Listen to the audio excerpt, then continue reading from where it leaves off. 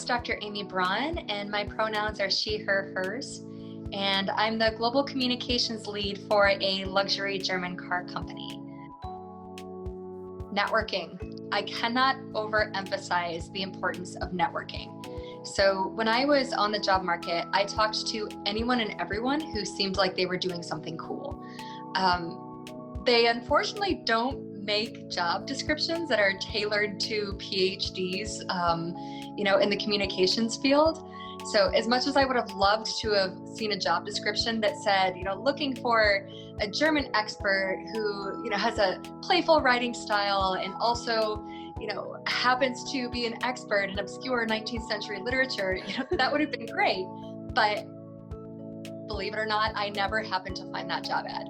So networking was the number one way for me to be able to connect with other people, see what's out there, and be able to build connections that ultimately led to me landing a job in a field that I had never anticipated that I would move into. Well, first I started working with folks in the educational space, so networking within the university itself, talking with faculty members and administrators and saying, hey, I'm thinking about doing something different than the traditional academic path. Do you know anyone who's doing something interesting, a space that would use writing, research, editing, those sorts of skills? And, they would pass me along to one of their friends, one of their colleagues, sometimes their family members. I'd have my 15-minute interview with them. And then at the end, I would always thank them for their time and say, I'm kind of interested in exploring this path further. Do you have anybody else that you could recommend who is doing something similar? And usually people are happy that you're not saying, hey, would you give me a job? So they're more than happy to say, oh yeah, I'll pass you on to XYZ person. And so that's really what effectively allowed me to be able to connect with folks who then did open doors for me and gave me a position that was a really good fit.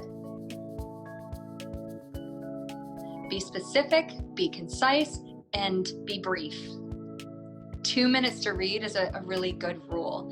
If somebody were to ask me for an informational interview and they had maybe 3 focus areas that they're looking at, so say, I'm wondering if you could tell me about transitioning as a language PhD into a field where you're using that language degree. Something that gives me a concrete idea of, okay, this is exactly what they're looking for. They're prepared, they know what information they need, and it's not going to be a lot of time for me to commit to speaking with this person. So a lot of times folks are more willing to say yes if it seems like it's not going to take a lot of their time and it's really going to benefit the person who's asking the questions. Go on to LinkedIn and do a quick search for folks who are in corporate communications roles, or even just typing in communications. Look at their skills, look at their qualifications, and look at what they're actually doing in their current roles or past roles. And ask them to connect and say, hey, I'm new to the communication space. I'm kind of looking to get an idea of what this space entails, and I'm looking to connect.